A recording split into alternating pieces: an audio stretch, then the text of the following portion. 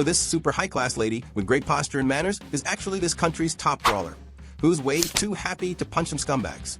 This anime is really good and different, dude, so stick with me till the end. You're gonna love it. So let's get into the video.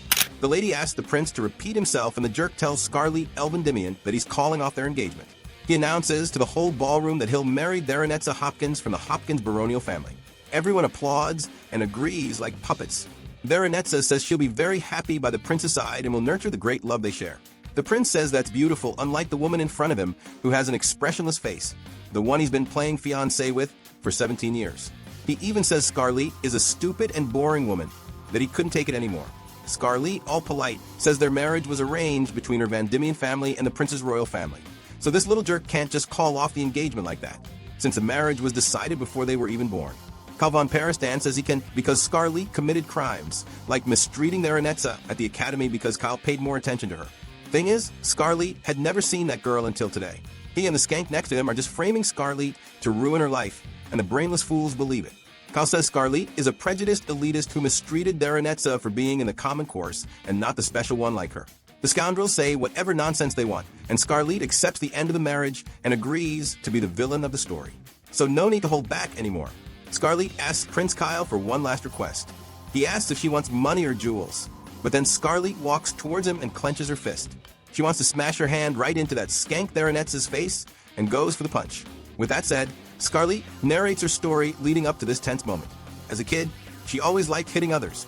Her brother Leonardo talks about the time Scarlet beat up the boy from the Alexia family, but it was for good reason. To save a commoner child, Scarlet never hits anyone without a good reason behind it. She told her brother she does it for the good of the people and her world.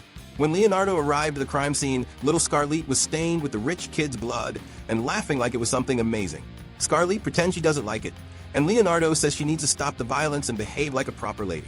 At a certain royal family ball, Scarlet met Prince Kyle, who was rude to her right from the first meeting, calling her dumb and ordering her to work for him. From then on, Kyle always bullied Scarlet in every way possible. All that was left for the Vandimian lady was to endure the frustration and anger and move on, because her father couldn't undo a marriage arranged by the royal family. When Scarlet turned 15, she entered the Royal Academy for Nobles. Her classmates admired her a lot, saying she had a classy air about her, and she got first place in the aptitude exam. The pride of the nobles, the Ice Rose. Kyle obviously grew up to be a bigger jerk and wanted to make her his slave. By this time, she was already used to hearing the prince's nonsense. The guy is ridiculous, wanting her to buy his lunch right when the class bell rang. He went to her classroom and grabbed her by the uniform collar. A clueless guy with no character or manners. She even threatened other people not to rat him out to the teachers. In a private conversation with Scarlet, he said he hated how he was treated just because she's in the special course and he's in the common one. Besides having no character, he's incompetent. Scarlet understood why he was more irritated than usual. Prince Kyle grabs a knife and threatens to cut Scarlet's silver hair, saying he'll show it to the classmates in the common course. Scarlet is just about to punch him, but then Crown Prince Julius intervenes and tells the couple to stop their little squabble. He climbs down from the tree and says it's because of this kind of attitude that Kyle got demoted to the common course. The younger brother is all pissed off, and Julius apologizes to Scarlet for his brother's behavior. The Vandimian lady says it's nothing, since he always acts like this. Julius turns on the alarm and says he heard his foolish little brother was treating his fiancée in a very immature way, but he hopes the knife threats aren't a frequent occurrence, and tells Kyle to give him a good explanation. Kyle says it was Scarlet who bothered him too much, and orders his lackey, Sigurd, to remove Julius from a scene. But a mere servant can't remove a member of the royal family, especially the crown prince. With that said, Kyle says there will be payback and leaves. Scarlet thanks Julius for his help in saving her, but the prince actually saved his brother from getting a beating. Scarlet is impressed by his sharp observation. She asks what Julius was doing up in the tree. He replies reading a book, because doing it in the classroom just attracts more and more bootlickers to him. Scarlet really wished the members of his group could hear that. And she explains that in the kingdom of Palestine, there are two princes.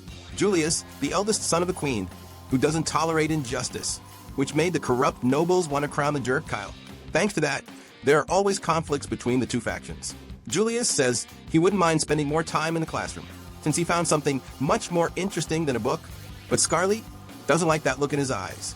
At school, the aptitude test results came out, and Prince Julius got first place, taking Scarlet's usual spot. Everyone is impressed that the guy got top marks in every subject. Scarlet only didn't get top marks in fencing and magic, because the teachers, out of mere whim, said her sword handling was unsatisfactory and her magic circles were sloppy.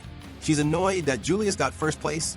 And speaking of him, the guy shows up and whispers in Scarlet's ear that it was way too easy to get top marks. Scarlet takes this as a challenge. And from that day on, the two became almost like rivals. Scarlet managed to get first place again, but Julius told her it was good to see her putting in the effort outdoors, and that he let her win, patting her head, so much so that her classmates think there's love in the air. Scarlet started avoiding Crown Prince Julius. At sunset, Julius thinks it's a pity his brother has such an interesting fiancée, and says that of all the animals he's observed, Scarlet is the most intriguing one. She gets mad about it. The guy sees her as a rare specimen and is just studying her. From then on, she stored up a lot of rage and stress, spending years dreaming of the day she'd beat up the princes. Cutting back to the present, she throws a punch into Theranetz's face, who falls down beautifully. After that, Scarlet puts on her gloves and says everyone's going to get hit. After all, they're all Kyle's disgusting noble followers, putting the guards to sleep with magic. Scarlet starts beating up everyone. The disgusting guys blurt out that they own slaves, and we're hoping that with Kyle becoming king, the legal slave trade would become a reality. With that, Scarlet will take great pleasure in finishing them all off, and that's exactly what the Van Diemen lady does. One of the nobles remembers her nickname, the Furious Beast Lady. Scarlet, with blood on her face, invites Kyle for one last dance at this ball. Scarlet punches the jerk right in the face, ignoring the warning from her brother Leonardo and the arrival of Prince Julius. Now she feels much more relieved. Scarlet is pissed to see Prince Julius in her presence. He says he came after hearing about the ball situation, but wants to know the reason for all the violence. Scarlet says those nobles committed horrible crimes she dares not repeat. Plus, they didn't reflect on their mistakes and acted totally selfishly. Julius asks her to be more direct. Scarlet simply got angry and beat everyone up. Julius believes it must have been a spectacle, Scarlet's fist pounding everyone. Leonardo, on the other hand, is worried about the family's reputation now, which had been at peace for 10 years. Then Scarlet starts feeling dizzy and faints right there. She hears the sound of the church bell that whistles the time god Cronoa, and realizes she used that god's blessing power too much. When she wakes up, there's a maid on top of her with a knife, about to take her out, but the lady already sends her flying with a punch that pins her to the wall. Leonardo arrives and is almost having a fit with each atrocity he discovers about his sister. The fight Scarlet started is being talked about throughout the whole kingdom. According to Julius, the people are happy with her attitude, the fist heroine who put criminals in jail, her bloodstained silhouette, while terrible is beautiful at the same time, which is why she got the title of Bloody Princess. Leonardo goes crazy over this. One terrible title is replaced by another. Then Julius says the country will be very busy now, as there will be a heavy investigation to replace all the corrupt nobles in the assembly. And there's still the advisor, Godwin Benet Carmen, who heavily influenced the trash nobles to follow Prince Kyle. He's the one who needs the harshest punishment. Julius and Leonardo plan a way to clean up all this filth and whoever is behind it all, which is why they created the Court Investigation Bureau. Leo is acting as the director of this organization. Later, Scarlet goes to a cabin and a wild cat attacks her. Scarlet is cool with the slap it gives and tells Nanika of the Farah people to return to her human form for a better conversation. Nanika does this and Scarlet sees it was the maid from before who is actually a man. And by the mark he has, he's someone's slave, meaning he has no choice but to obey the orders to take out Lady Scarlet. She says if she frees him from the slave magic, she wants to know everything about Nanika's contractor. He accepts, somewhat doubtful, but gets tripped up, and Scarlet uses a reversal magic on Nanika. In this world, people are blessed by various types of gods and receive the gift of life. Most people don't realize which god gave them their power and never awaken it, but some manage to, and when that happens, it's called a blessing. Scarlet reversed the time of Nanika's body to the moment before he was a slave. This is the blessing of Cronoa, the god of time, the power of reversal, and that's the reason the royal court wants to capture her. But there are several criteria for using it. Scarlet can only use her blessing for a short time. Otherwise, it shortens her life and she could kick the bucket. During the ball, she used the acceleration power and that's why she fainted. She asks Nanika not to tell anyone about her power. Nanika says his contractor is the noble Godwin, who ordered him to take out the bloody princess because she beat up his son, a guy named Rain who was involved with Prince Kyle. But Nanika didn't want to kill her, just gather information on the Van Diemen Duchy. Godwin is a trash human being who makes people infiltrate nobles' houses like Nanika did, to dig up dirt on the nobles, thus forcing them into trafficking people and taking bribes, obliging them to side with him. With that said, Scarlet decides to take down Godwin. But Nanika says it's better to ask Director Leo for help. Scarlet, however, wants to beat the crap out of the old man before her brother and Prince Julius capture him. After all, for Scarlet, Punching whoever irritates you is basic lady etiquette. Nanika says that once a month Godwin appears at a slave auction, which will happen in a week. For this, they need to get information from the merchants to find the location of the criminal event. The two form a duo and head out on the mission. Julius heard everything from outside the cabin. The two head to the commoner part of the kingdom 3 days later. Prince Julius is following them and wants to see how Scarlet will handle the Godwin situation, with the goal of doing his social study. Because when he becomes king, he wants to truly change the country. So he needs to be present where the people live to understand their difficulties and hardships. But in reality, Julius just wants to have fun watching Scarlet punch everyone. With that said, some vandals show up wanting to rob them, and Scarlet is already ready to punch the worthless scum. Nanika says he wants to know where John Key, the middleman, is, but the guys aren't going to talk easily. The bandits really just want to rob the defenseless nobles wandering around. Scarlet uses her Cronoa acceleration and doesn't spare any of the sorry lot, delivering satisfying punches and kicks. One of the bandits finally recognizes Scarlet and calls her the punching princess. The lady now wants the pertinent information, and the thug wants her to spare his life, so he spills everything about John Key. But he still gets beaten up. Scarlet wants to know why Julius did nothing and just watched. He says he was marveling at the performance. Julius goes to extract information from John Key and manages easily, with his bluff that John Key spilled the slave info to other merchants. On the way back, Scarlet and Julius want to know how to infiltrate a slave into this criminal auction and look at Nanika, who has an idea. A noble from the kingdom of Palestine is surprised that Lady Scarlet showed up to acquire a slave. But even if she wants a slave in secret from her father, dealing with a scoundrel like John Key will only stain her reputation. Scarlet says she can't find him and asks what Zadarin's relationship with John Key is. He says they aren't close. The two just have a contract where John Key brings him slaves who fled from the suburbs and have eccentric value like elves, dwarves, winged folk, demons, and beast folk. The beast folk representatives have the highest value, like Nanika, who's with Scarlet. She wants to know how Zadarin found out about Nanika. He says it was by his appearance, and Zadarin says this beast folk slave of Scarlet's is a great calling card. The lady is furious and holds herself back from wrecking this creep's face. Zadarin wants to know what slave she desires. The lady says she wants to participate in the upcoming auction. For that, she'd need to pass a verification, which would reveal her identity and require proof of purchasing at least 6 slaves for her family, and that could take about 6 months. Scarlet says if it's all about money, she can pay. But Zadarin says if she can hand over Nanika, he can take her to the auction as his daughter, and she'll pass through the auction just fine. Scarlet acts like never before and accepts with an open heart. Scarlet is outraged that important people in the kingdom constantly do this rotten auction. But the good thing is their plan to infiltrate worked. Nanika was surprised Scarlet resolved everything through dialogue. Scarlet meets up with Prince Julius at the city market, and a vendor offers a beautiful apple pie to the pretty lady. Julius orders one for both of them and escorts Scarlet to get away from the vendors who offer overpriced products that aren't even worth it. However, he buys everything for Lady Scarlet.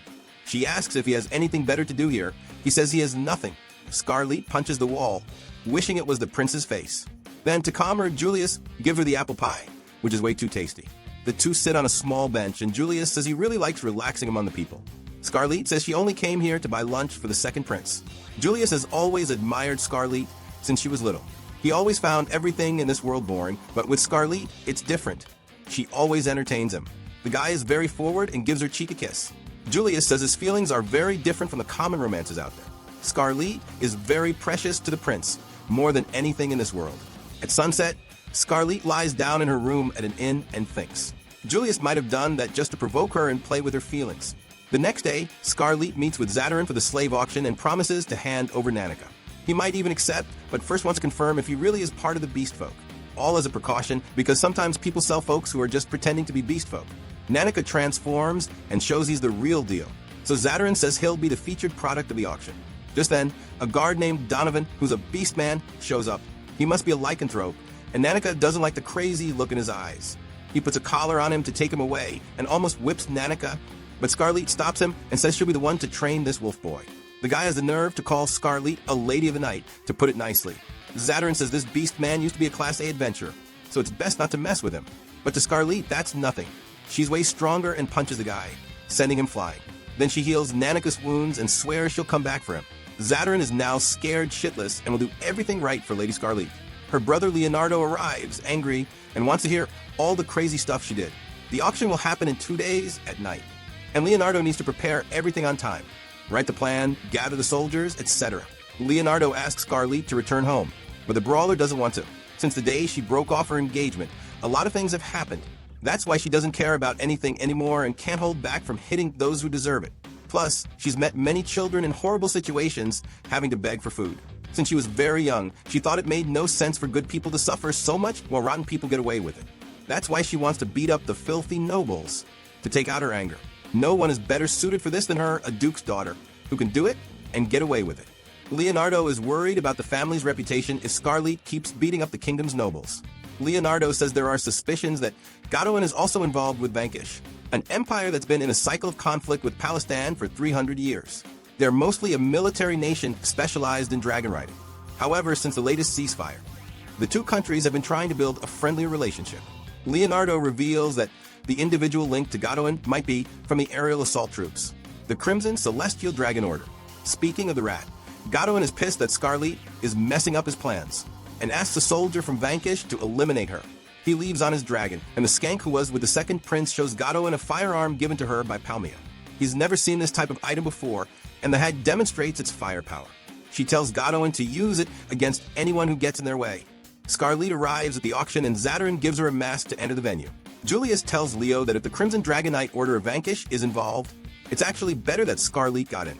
There's no time until the auction, and for undercover agents, only 10 from the Investigation Bureau could go. Plus, they'd have to lose their weapons to enter. Exactly for that reason, Scarlett can handle everything even unarmed with her power. Thus, Lady Scarlett's new nickname will be Fist of Salvation. Leo's team is prepared, they just need Scarlett's part to work and for her to give the signal. Scarlett enters with Prince Julius and has a request for the blondie. She offers her unshakable loyalty to the royal family until the day she dies in exchange for this favor. Julius doesn't like that. He wants Scarlett to swear loyalty only to him. He's very forward and wants it now. Scarlett says it's not worth it to coerce her like that, you charmer. Godwin is watching the stage from above. So Julius says they'll show him the biggest beating he's ever seen. Because now the old man is going to get beaten up and become Scarlett's punching bag.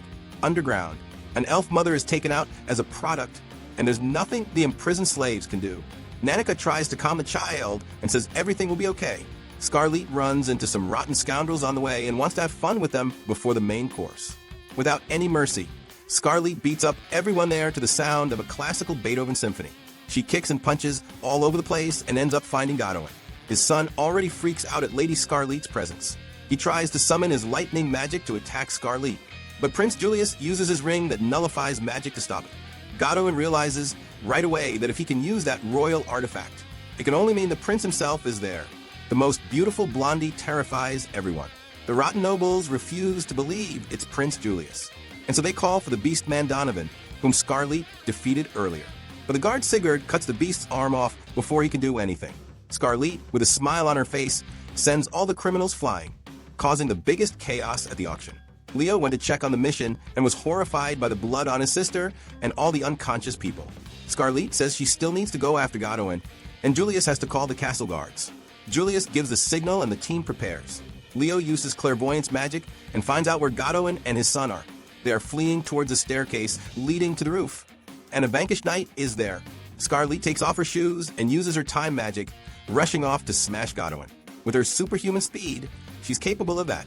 Scarlett appears before the vanquished knight can kill Godwin with his dragon. The guy is so impressed he proposes to the lady, but immediately gets punched in the face and sent flying. Not even the dragon is a match for Scarlett. This only made Alflame fall even more in love. Because of this, Scarlett hits him more, but the guy is resistant and keeps getting up. Although he's all shaky, Scarlett knows very well who the lovesick redhead is. He's the Prince of Vanquish, and his duty is to finish off Godwin, as they don't care about an old man who sold out his own nation just to get a high position in the Vanquish Empire. He almost finishes the old man off, but Scarlett won't let him take her prey, and so Alflame grabs Scarlett by the ankle, which isn't very chivalrous. Scarlett sees the man as confidence as robust as his physique. Alflame reveals that his blessing from the goddess of steel, Meteor, allows him to metalize his body, and no physical attack works against the Prince of Vanquish. Scarlett says there is a way to beat him and knees him in the face, repeating it many times. Alflame seems to enjoy getting hit, as he doesn't stop complimenting the Lady Brawler. However, while his body may be steel, his mind still takes the impact, and thus he suffers a concussion. Scarlett grabs the crazy guy and sends him flying back to Vanquish. To avoid getting beaten, Godwin reveals that he used Theronetza to break off Scarlett's engagement. Now the lady really wants to make him pay for the humiliation she went through. Then Godwin says it was all Veronezza's idea, and that her true identity is that she's not from this world. Using the power of a goddess, she was reincarnated into this world after kicking the bucket. Zadarin tries to escape from the prince's guard, and before that wants to take the beastman Nanako with him. But Leo, Sigurd, and the crew arrive to mess things up. Scarlet is surprised that Veronezza is behind everything, but what she really wants is to smash Godwin's face in. The old man says Scarlet can have anything she wants with the power he has. So the bloody lady really just wants to punch a filthy old man who's rotten inside. Scarlet uses overclock magic, making the world move at 1/100th of its normal speed. She's the only one who can move within this field. With this, Scarlet lands multiple punches on Godwin, for the kingdom, for Nanika, for herself, and for the pleasure of hitting someone. Thus, the beautiful lady satisfies herself and the scoundrel flies and smashes into the wall. Scarlet used her blessing too much, causing her silver hair to turn a bit black and her hands to bleed. She falls, but Julius catches her and uses his healing on her. The group arrives to help her, then Godwin surprises them with a firearm and shoots to take the lady out. However, Julius steps in front to protect her. Godwin is all happy that the prince decided to play the hero, but Scarlet doesn't waste time and immediately lays into Godwin. She grabs the necklace he had, given by the young saint who holds the power of the goddess Palmia. Scarlet doesn't care about that and wants to beat Godwin until he kicks the bucket. With that, he goes flying, and Scarlet says she's avenged Julius's death, but the guy is perfectly alive with his healing magic, and he asks if Scarlet was sad. She says she's very happy that Julius is okay. Veronezza goes hooded to the prison and enchants the guards to obey her. Her desire is to marry a handsome prince and live a fairy tale romance, being the most beloved princess of all. Her perfect happy ending. Godwin thanks Veronezza for coming and says he'll do anything for the goddess Palmia if she gets him out of his cell. Veronezza says she's grateful for everything and happy for Godwin's services. So she enchants the old man with the blessing of the goddess Palmia and places a vial inside the cell. She leaves and lets Godwin poison himself. Now Veronezza wants to finish off the villain of her story, Scarlet. The brawler lady visits her school friends to chat. Everything was going fine, but then Prince Julius shows up to torment the poor girl again. She says his presence is a bother here, but her friends don't think that at all. It's actually an honor for them. With that said, Julius asks to borrow Scarlet to have a private conversation. The two girls are freaking out about the vibe between them and want love to blossom. Julius says he investigated Veronezza, but found out nothing from his brother Kyle. Because of this, Scarlet wants to know if something is missing. Julius asks about her hair, and Scarlet says there's nothing to be done, but she has considered going to the hot springs that relieve the physical and mental stress from blessings. Julius thinks that's great and starts picking flowers, talking about how his parents met by a lake, observing nature. Julius's father, with all his love, gave a flower crown, just like Julius does now for Scarlet. He needs her to make his world shine and be fun. These forward words would touch anyone, especially with him touching Scarlet's face. But the guy calls her his beloved toy. What a crazy bastard. Scarlet gets furious with Prince Julius and really wants to punch him. So she asks Julius to let her punch the bastard in front of her with all her hatred. Scarlet tells Leo she'd like to travel to the hot springs, but he thinks she's just making up excuses to hit someone. Leo had thought she and Julius had made vows of love, and now that he knows the truth, he's disappointed. Leo remembers that Scarlet always wants to travel around this time of year. Could her next victim be the saint? But Scarlet says she'd never do that to someone as important to Palestine as the saint. With that said, Leo permits the trip, and Scarlet goes with a smile on her face, but she'll have to travel in the company of Prince Julius. Julius reveals that since the Godwin incident, the movements between countries have gotten weird. They cleaned out the corrupt nobles, but the palace is still in chaos. From the carriage, you can see the starting point of the pilgrimage destination, the Wall of Impurity. Inside this place is a Pominism church whose priest is a greedy, immoral merchant named Sargon, the opportunistic parvenu. Now Scarlet has someone to punch. However, the gate closes to prevent the pilgrimage from happening. Julius complains about this childish attitude, and another priest named Jarmov shows up talking nonsense. He looks like a bad guy, and Scarlet is dying to punch his face in. So Scarlet uses Krenoa's blessing and forces her way in with Julius. The soldiers run away because they realize who Lady Scarlet is. Then Jarmov wants to fight, but Scarlet stops him with a spear, sends his iron ball right back at him, and then sends him flying into space. Scarlet and Julius go to meet Saint Diana. The prince wants to talk in private about the pilgrimage to the Holy Land. Then the saint appears, calls Scarlet Big Sister, and is all happy to see her. Julius says the saint should greet him too, but that attitude isn't suitable for a saint, according to Julius. Diana is furious with the prince and tells him to get lost. She doesn't want any man touching her and asks Scarlet to beat him up. Little does she know the protagonist wants to do that all the time, but holds back. The meeting with Diana begins, and Scarlett tells the story of the pilgrimage to the Holy Land, which dates back 300 years. When the kingdom of Palestine was constantly attacked by demons and its territories were being taken over, but then a young woman with exorcism powers appeared near the border and used a light-type attack on the beasts and saved everyone. She went to villages in the four corners of the kingdom and placed pure crystals to create a barrier, thus protecting Palestine from horrendous monsters. But then, the effect of this barrier wasn't maintained after that young woman's death. Because of this, another girl with the same name, Diana, appeared, who restored the crystals and repaired the barrier. Since then, the king of Palestine erected a cathedral for young girls born with divine powers, who would be worshipped as symbols of faith. After that, with each generation, a new priestess Diana is born, who with exorcism powers always restores Palestine's barrier. The march for the pilgrimage with Saint Diana begins. The people are all amazed by her elegant appearance and cheer for Saint Diana. But out of nowhere, a tremor happens repeatedly, causing Scarlett to leave the carriage to see what it is. The noise is coming from the Pauminism headquarters, and using Cronoa's blessing, Scarlett quickly heads there. She smashes the statue of the goddess Palmia, borrowing her spear to beat up some fools. Scarlett uses her Cronoa blessing and chucks the spear at the Palmia Cathedral, destroying everything. The religious faithful are in disbelief at this. Then Scarlett appears before them and is surprised no one's hurt, despite the damage she did to the building. The silver demon won't get away with this against Palmia's followers, they shout. Scarlett makes fun of them, and the fanatics trust their ugly, bald inquisitor to handle Lady Scarlett. The bald guy goes crazy seeing Scarlett holding the head of the goddess's statue, and says she'll pay for this sin using his club magic. But he gets hit in the face with a golden head and loses real quick. The guys cry about carrying out their plan in Palmia's name. But Scarlett doesn't care about these weak fanatics and knocks the bald one out. She then starts beating up all the others for the chaos they caused. Now the lady is going to give them a world of hurt to see if they stop being stupid.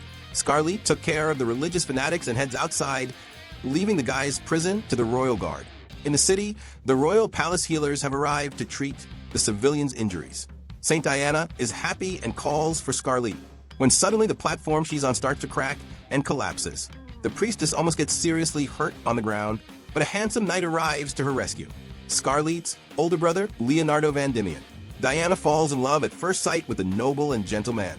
Julius talks with Sigurd and wants to know how the Pauminists knew the time he and Scarlett would arrive for the pilgrimage. So he asks Sigurd to infiltrate the Pauminists and find out who among them is disguised within the pilgrimage entourage. Julius doesn't want there to be a traitor, but he needs to take precautions. Man, I'm suspicious of Sigurd, folks. I doubt everyone. At night, Saint Diana's handmaidens ask Scarlett for help with the saint's behavior. The girl is all happy and bouncy, and nobody knows why. When Scarlett enters her tent, that's when the priestess gets even more excited.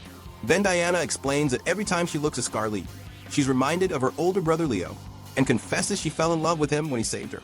Scarlett is happy for Diana having good taste in men. After all, her brother is a fine and respected man. Scarlett will help Diana get closer to Leo and has an idea. A week later, the pilgrimage reaches the city of Memphis on Palestine's border. There, the saint receives many visits from travelers due to the number of hot springs. The two, in their hot spring bath, plan Diana's meeting with Leonardo. The saint will invite him for an evening date at the city festival. Scarlett gets her dressed in yukata with her hair down, a very casual vibe to hook Leo. Diana is amazed that the punch-happy lady knows so much about dating stuff. Truth is, Scarlett had already told her brother to accept Diana's invitation for a walk, to fulfill her wish to be a normal girl. When Diana invites him, Leo accepts without a problem. Julius and Scarlett walk together at the festival, and on the way they run into some annoying adventurers who are breaking merchant stuff. Scarlett is going to beat them up, and Julius pays the old man for everything he lost, and everything he's about to lose from the beating Scarlett will give the scoundrels. Diana and Leonardo enjoy the moment together and do various things, even try on matching cat ears. The girl is sad that Leo only sees her as a little sister because she reminds him of a younger Scarlett. But then Leo needs to go see what his sister has gotten into this time, and Diana needs to return to the inn, unable to tell him she's lost her powers as a priestess. In the Vanquish Empire, an old man from Pauminism, Inquisitor Michelin, asks His Highness Alflame and his Crimson Dragon Knights for a little favor that I end the Palmia religion. An extra tells His Holiness the pilgrimage has reached Memphis, and the faithful are worried, but His Holiness says not to panic, because he has a spy within the pilgrimage whom he trusts completely. Little does the fat old man know that Sigurd is disguised as a soldier and is listening to everything. The pilgrimage marches deep into the mountain, and Saint Diana is really exhausted. Scarlett tells her to hang in there. It's just a little further. Leo takes the saint's hand and says they can stop to rest for a while if Diana wants. but she, all embarrassed by her crush, says she's fine and can walk much more. The soldiers are also tired, and the commander says this is no way to honor the Dianism order. He apologizes to Lady Scarlet for this pathetic scene from his men. However, Scarlet Van Diemen says it's nothing. After all, the soldiers are wearing heavy armor and scanning the area, always alert to dangers. With her pure smile, Scarlet cheers up the soldiers who think a goddess is standing before them, and they gain more strength to continue the hike. Julius says this pure maiden trick is great for manipulating men, truly living up to her villain role. Scarlet remarks that she won't always be the pure and adorable Scarlet. Julius says that from the looks of it, it seems like Scarlet was always pure and adorable since childhood. Then she says that's right to the Golden Monarch, a nickname Leo told her the ladies at night parties called Julius. Then the nosy guy Dios shows up, saying Scarlet seems happier talking to Prince Julius, even more lively, and Julius agrees. Scarlet says Sir Dios is stronger than he looks. He reveals that forests and mountains are like backyards for elves, so he feels much more at ease. This made Dios go up in Scarlet's estimation, which bothers Dios, but only a little. He's confused if he should take it slow to avoid messing up. Scarlet says that's a good question and smiles. Dios goes crazy over a lady's smile and asks Scarlet for a chance to win her heart. With that said, Scarlet is annoyed by the insistence, and Julius asks Leo and the others to walk ahead a bit so they aren't caught in the crossfire. Then Scarlet uses wind magic and launches Dios into Earth's orbit. Scarlet says maybe in his next reincarnation he can try again. The group arrives at the Memphis Crystal, and Leo observes it's very impure and damaged, all in just 1 year. He tells his sister that's where the saint changes, so Scarlet says it's no problem, since she's also a saint. This leaves Leo with "are you kidding me" face. Then the handmaidens arrive and give the sacred robes to Scarlet to change into. Leo is in shock, thinks this is some scheme of his sister's, and asks her what's going on. Julius can't stop laughing and tells the lady to just spill the truth already. Scarlet reveals there isn't only one saint in Dianism. Just like Diana, she is also a priestess. Publicly, there's only one saint, but since the third generation, 2 saints have been born to protect the kingdom of Palestine. The saint's power depends on the blessing of Cronoa. One of them purifies the corruption in the crystal, while the other installs a new barrier. However, with Saint Diana unable to install the barrier, they'll need more than just a yearly purification of the crystal. Using Cronoa's power, Scarlet will rewind the barrier's time, purify it, and install the divine barrier. So Lady Scarlet begins the purification rite and starts removing the impurities. Diana finds everything her big sister does beautiful. Dios returns from space and finds all this very extravagant. His commander tells him to be quiet, as Scarlet's robe is to protect her body from the sacred crystal. With that said, Cronoa's blessing activates, and the crystal reverts to its past state. Leo is amazed by this, and Julius says that even among Cronoa's blessings, the power to rewind time is very rare. That's why the royal family kept it a secret from Scarlet's family that she is a saint of Dianism. Leo now understands why Scarlet was chosen to be Prince Kyle's fiancée, and why Julius is trying to build a connection with her. Julius thinks Leo didn't like his answer regarding his motives. Leo says that's not it at all. The rite ends, and the next location for the pilgrimage is Snowwind to the north. Diana goes to congratulate Scarlet, who notices her little one isn't feeling well. Diana feels guilty for not being able to help and thinks she's useless. Scarlet comforts her with a hug and looks forward to next year's pilgrimage. Diana feels more relieved, and Dios watches everything with a suspicious look. The journey continues, and Julius seems thoughtful. In his tent, he receives a message from Sigurd saying there's a traitor in the pilgrimage. He can't confirm the identity yet, and there might be more than one. In the present, Leo snaps Julius out of his thoughts, and Julius says it's pretty cold where they are. Leo says it's because they're in Snowend, the city where it snows all year round.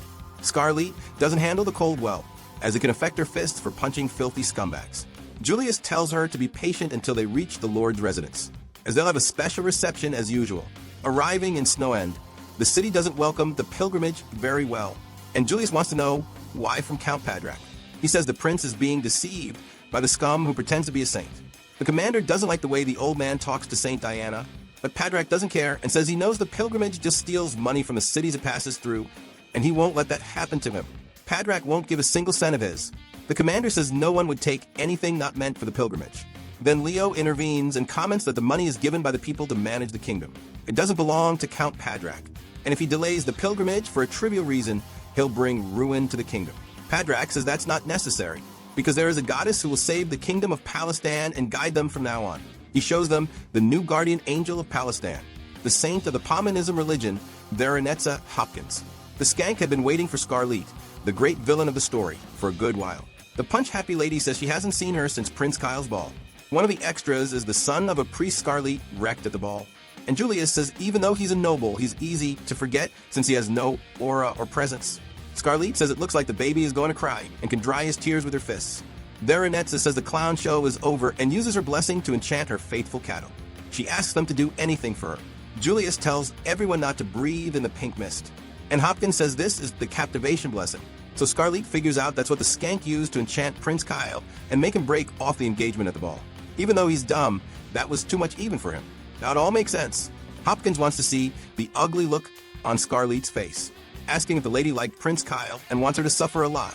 Scarlett wants to know if Veronezza's blessing doesn't work on women. She says she'd gain nothing by enchanting women. That's a given. Now the brawler lady is prepared, and her heart beats with joy seeing Veronezza's face, knowing it's about to get all disfigured by the violent lady's fists. With that said, the skank sends her army of cattle to attack Scarlett and ignore the others. Julius and the others defend her, while Scarlett tries to cast a sleep spell, but the No-Aura noble stops her with a silent spell, saying her tricks will never work. Now the Palmia mages use a chain spell to restrain Scarlett, and she knows her biggest weakness, since she fights hand-to-hand, is spells that restrict her mobility. However, Scarlett came prepared for these annoying obstacles, and uses her scarlet earrings to break the spell. They were made from specific red crystals that nullify movement-locking magic. Thus, she can beat up all the extras without any difficulty, even delivering a mighty kick that breaks the ground. Veronezza orders her lackey to stop Scarlett from getting any closer. The hot blonde doesn't like Veronezza's tone, but she'll follow orders and detain Scarlett. Isabella, the punishment of love, uses her whip, but Scarlett runs without worry, dodges, and delivers a fine kick to Isabella, knocking her out. She approaches Veronezza and says she didn't get hit enough of the ball and lands a punch. But the skank uses the stolen magic from Saint Diana and protects herself. Then the traitor shows himself and takes Diana hostage. The commander wants to know what this nonsense is, and Dios, who didn't even want to get involved in this big problem, says it's best for everyone if nothing happens to Lady Diana, and holds a knife to her neck. He's an inquisitor of Palmenism too. Dios negotiates a trade of the two saints. If they delay, he might hurt Diana. Leo quickly agrees to the trade and hugs Saint Diana to calm her. With that said, Dios and Veronezza leave with wind magic, and the skank gets away unscathed. Scarlett collapses on the ground, exhausted from using her blessing. Everyone is okay, and she relaxes in the prince's arms, asking to at least be allowed to land the final blow on that skank Saint Veronezza. Scarlett wakes up in a sacred world and meets the god Cronoa, who says he hasn't seen her since she was a fetus, when he gave her her powers. Scarlett thanks him for his great kindness. Cronoa is surprised she's so well behaved, since in the human world she's so violent. Scarlett says it's for the sake of the innocent. Because of this, Cronoa has a favor to ask the punch-happy lady. He'd like Scarlett to recover the saint's blessing from Veronezza, the Palmenism priestess who stole it. He says it all started because of the love the goddess Palmia feels for him. Scarlett is doubtful about this. Cronoa says she's very jealous and didn't like him giving blessings to humans. So between Diana and Scarlett, who received Cronoa's blessing, Palmia decided to take Diana's. But gods are forbidden from interfering directly in the human world. So Palmia decided to use a pawn, Veronezza Hopkins of Palmenism. Palmia created her avatar from a piece of her own hair so it could have a fraction of her powers. But even being a goddess, it's impossible to create a soul for a body. Therefore, Palmia used her powers in another world and ended the life of a schoolgirl to take her soul, placing it into her new avatar.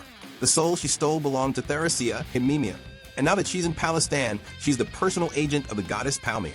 The goddess is using her to ruin the people who receive Cronoa's blessing, and destroy the blessing that protects Palestan from all the monsters and evils around it. Scarlett gets more furious than usual. She made Diana suffer and put the kingdom of Palestan in danger for a trivial reason like jealousy? What a piece of work. Then Cronoa gives her a pocket watch from the god of spacetime. If Scarlett holds it up in front of Veronezza, she'll be able to recover Saint Diana's blessing. Plus, the brawler lady gets an upgrade to her Cronoa blessing, maxed out to its limit. She can feel free to test it out on punching bags with the faces of dirty nobles. Scarlett tests her new powers and punches everything. Now she's finally going to land a hit on a target worthy of all this power. 7 years ago, in a small village in the kingdom of Palestan, Sonia and her friend had a silly kids argument. That night, her mother read Sonia a book about Saint Diana, hoping she'd be kind and gentle like her. Sonia just couldn't take it seriously. After all, she'd just fought with her little friend. Sleepiness took over, and Sonia drifted off. Suddenly, she had this weird dream where a lady appeared and gave her a divine power, saying that from now on, Sonia would have the blessing of Saint Diana, becoming the new priestess of Dianism. The little girl woke up feeling her new powers and went to tell her family she'd become a saint. They didn't believe her at first, but then Sonia showed them Saint Diana's barrier power, and her parents were totally shocked. Her old man wanted to announce it to the whole village. That day, Sonia's life was about to change forever. A simple village girl had no idea what was in store for her. Sonia looked out the window and saw the whole village kneeling and praying for her. At first, she thought it was amazing how popular she'd already become. Sonia went to her friend Mary and apologized for their fight the other day, but now Mary felt awkward and thought it was weird to be friends with a saint. Her father said everyone must bow before Saint Diana, and Sonia started feeling weird about the whole thing. In the distance, she saw the religion of Dianism approaching. These faithful followers and knights had come to take the new Saint Diana to the capital of Palestine, because all the citizens were waiting for her.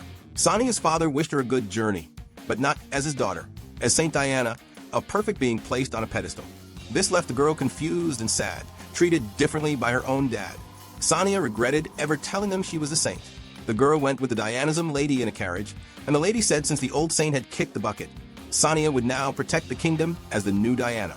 The little one realized nobody would need the simple Sonia anymore.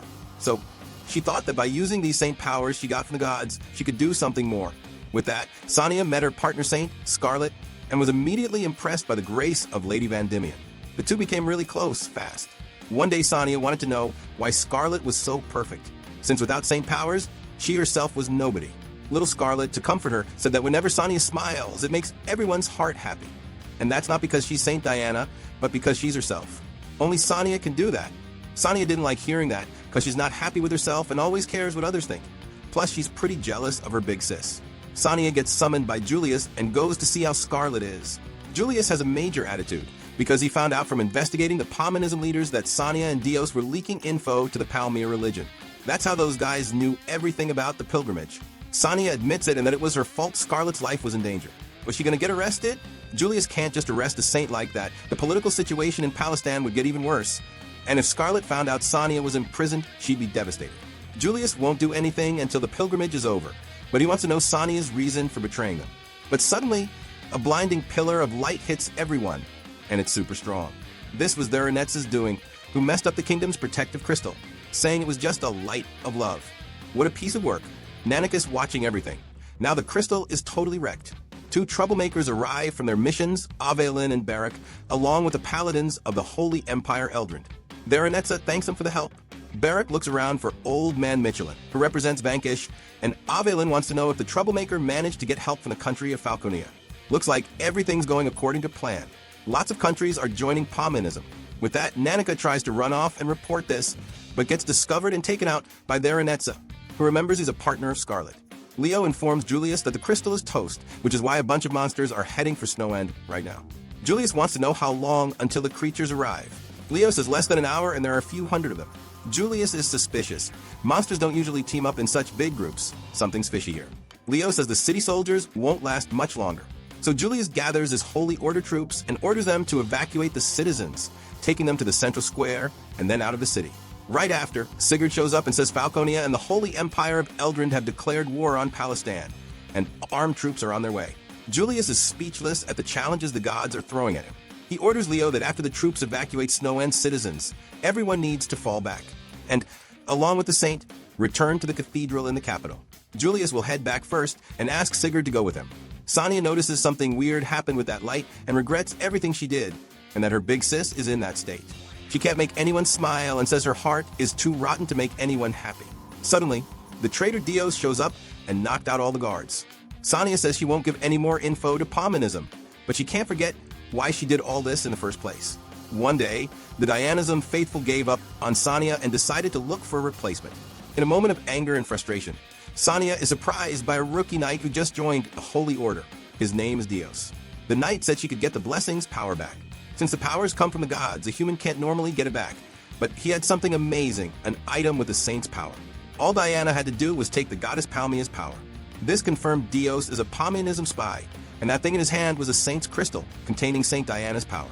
Sonia thought about the people who would suffer without the barrier's protection and how many could bite the dust because of it.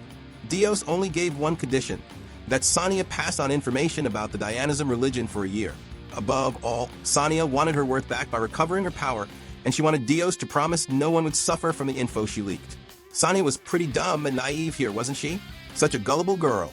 In the present, Sonia doesn't want to be a spy anymore and won't betray those she loves and who love her. She'll live without being ashamed of herself, like Scarlet. Dios is about to send the lady to La La Land while she sleeps, and Sonia tries to stab him to save her big sis. But Dios is strong and doesn't let her, grabbing her arm. Sonia is willing to sacrifice herself for Scarlet. With that, the punch-happy lady awakens. She gets up with incredible power and sends Dios flying to the ends of the earth with Krenola's blessing. What a way to wake up for Scarlet, punching a scumbag. She asks if Sonia is okay. Julius, on his way to the capital, says the crystals, destruction, and the invasions from other countries are surely the work of those Paminism lunatics. Then, descending from the sky, comes a soldier from the nation of Vanquish who wants to speak with Prince Julius. His name is Jean, vice captain of the Crimson Celestial Dragon Order. Jean gives Julius a message from His Highness Alflame, and he can't believe what he's reading. Meanwhile, Dios is captured and gets a beating from the Palistan soldiers. Dios plays the nice guy and says he'll help them with the monsters if they untie him. But he's not to be trusted. Scarlet arrives to have a chat with the half-elf. But the guy is quick and cuts the ropes to escape. But Scarlet yanks him back and says she knows everything about Dios from St. Diana. Scarlet wants to know what Dios truly wants. Because when Sonia fell from a platform, he was the quickest to react and was really worried about her. Dios then reveals he is Sonia's half-brother, sons of the same father. He doesn't know if Sonia knows about him, and Dios wanted to get revenge on their father who abandoned his mother. Then he found out about Sonia's existence, the cutest little sister in the world to him. The guy just melts and gets all weird. Scarlet is creeped out by the weirdo and his strange reaction. Dios only joined Paminism to help his sister, who lost her blessing. He only trusted Darenetza because of that. But since Sonia doesn't want her power back anymore, Dios wants to cut ties with Paminism too. That's why, to get Scarlet to trust him, he gives her a letter with valuable info about Palmia. But the main character doesn't care and tears the letter up. Angry, she says no one will trust the guy because of a simple piece of paper, whether he wanted to or not. Dios put the lives of many citizens at risk, regardless of his intentions being to help his sister get her blessing back. If Dios really wants to help, he needs to open his heart to Sonia. Scarlet gave Sonia a classy scolding and said she needed to apologize to everyone and accept her punishment. But for now, it's all right. Scarlet says Sonia is way stronger than Dios imagines. Hey there, today Scarlet is not in the mood for games and even beat up some pigs, a giant pig, and orcs. A war is going on and Scarlet is ready for all the violence. If you enjoy it and stick around until the end, drop a like to help out. Now let's get to the video. Leo detects the monsters approaching Palistan, and the commander orders the soldiers to quickly evacuate the citizens of Snowend, while Diana comforts the scared children. Leo says they will head to the capital and need to hurry. Scarlet, by a lake at night, thinks about how while she slept, two nations declared war and monsters invaded. The lady wanted to take back the blessing from St. Diana as soon as possible, but now there's no time for that. Then, coming out of the bushes, Julius arrives and surprises Scarlet. She thought he was on his way to the capital. Julius says he just arrived after finishing his job and suggests they could play ball to pass the time. Something's fishy, so Scarlet, who's no fool, says she could pat his head to reward all his work. Then little cat ears pop up on Julius, who gets all happy, saying he's not a dog and that wouldn't make him happy. Scarlet warns that she saw an evil Julius nearby, so the fake Julius gives himself away, saying he had checked everything, turns around, and Scarlet chops him with her hand, knocking him out. This prince was actually Nanika, using Beastman powers to disguise himself. Scarlet knew about this power and says it's really ugly for Nanika to do this to his master, but she knows he was under the influence of the captivity blessing. The next day, Nanika wakes up in the carriage with Scarlet and apologizes for being caught by the enemy and remembers to warn about Paminism and the other nations, but Scarlet already knows and tells him not to worry. The two arrive at the investigative cabinet meeting of Palistan, which will now decide the strategy to attack the enemies, and the woman is excited to punch a lot of people who are begging for it. Julius starts a conversation by saying that Palistan is surrounded by several nations. To the north is the Principality of Falconia, to the west, the Holy Empire of Eldrant, to the east, the Empire of Vanquish, and to the south, the Republic of Lindbergh. Scarlet knows all these countries have more land and military power than Palistan, so every bit of care and vigilance is needed. Until now, no one went to war because the nation's power was balanced, keeping the continent in equilibrium.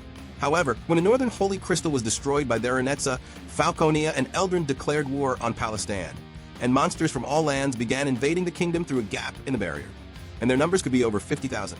This is not a force that Palistan can withstand, and the worst part is that the monsters seem to be controlled by something or someone, since they are marching straight to the capital of Palistan. Leo comments that there are troops from Falconia and Eldrant at the borders, which is also a danger, but it seems an immediate invasion won't happen. So Scarlet says they must be waiting for Palistan to be exhausted from dealing with the monsters before attacking the kingdom. Now that the whole desperate situation of Palistan has been explained, Julius wants to start the meeting, but the mood isn't good and no one wants to start talking. Julius thinks the place has a funeral vibe, and everyone agrees the prince is to blame for this heavy atmosphere. Julius says he has good news to share. A group contacted him, wanting to sell a favor upon seeing Palastan's situation. The help is coming from Prince Alflame of Vanquish. Leo doesn't like this. After all, he's the one who instigated Godwin to destroy the kingdom of Palastan. Sigurd asks His Highness to reconsider. So Scarlet says Julius must have thought about the pros and cons of joining Prince Alflame and followed logic without relying on emotion, but she says for those who were at the auction, allying with Alflame is inconceivable. Speaking of him, the guy is all over Scarlet, and I also wish you, my friend, were all excited to leave that like and subscribe to the channel so I can continue the video. Thanks. Scarlet wants to know the real intention behind this alliance, and Julius says he understands the feeling of everyone in the room, but the alliance has already been approved by the rulers. So Alflame says there's a misunderstanding. The Vanquish Empire isn't part of this alliance. The help is personal from him, and the dude laughs at everyone for thinking Vanquish would send forces to Palastan. Julius tells Sigurd to calm down and let Alflame explain before telling him to F off. Then Scarlet puts on her gloves and says it's better to beat the prey from all directions and just gives one to the head of the Vanquish prince, whose head sinks into the floor. Jean from Vanquish is present and says he's the diplomat for when the idiot Alflame messes up. Jean says his nation doesn't have hereditary succession, but rather a system where the throne is taken by whoever fights the best. Because of this, the fight for the throne is always violent. Alflame says if it's a 1v1, he never loses. And he says the king's throne isn't simple enough to conquer alone. With that, Julius understands that with the favor sold to Palastan, Alflame wants them to help him in the fight to conquer the throne of Vanquish. And that's exactly it. But Julius says the enemy force won't be swayed just by him on their side. However, Alflame says he's not their only reinforcement. So a random guy appears and says huge dragons have been spotted in Palastan's sky, estimated to be 1,000 of them. And Alflame says his comrades can relax, that with the help of his celestial order of the Crimson Dragon, 50,000 monsters are nothing. The Palastan soldiers are stunned that the continent's strongest Knight Order would help them. Julius notices Alflame's commitment, but wonders if the strongest order can also fight on the ground. Alflame says they fight day and night against ferocious monsters from across the continent, unlike Palastan, which got complacent because of the barrier's protection. I wouldn't throw those jabs at Julius. Julius says his nation developed the invincible tactic of not creating wars, so they don't need to be the strongest nation. That's why the messengers sent to Lindbergh are sending back responses from the surveillance done on the current situation regarding the nations that declared war on Palastan. Julius expects a response from Alflame, since they went around the north with the purpose of reconnaissance.